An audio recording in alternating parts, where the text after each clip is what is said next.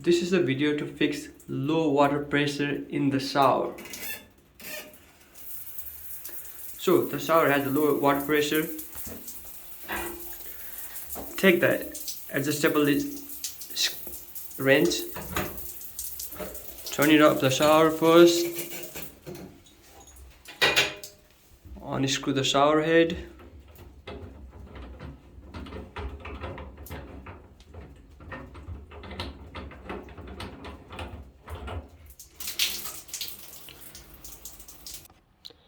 clear any dot on the top.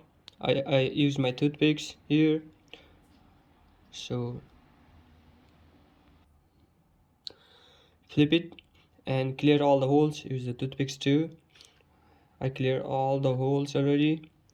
So once you're done poking around with all holes, take it back and put it on the shower. Put the shower back.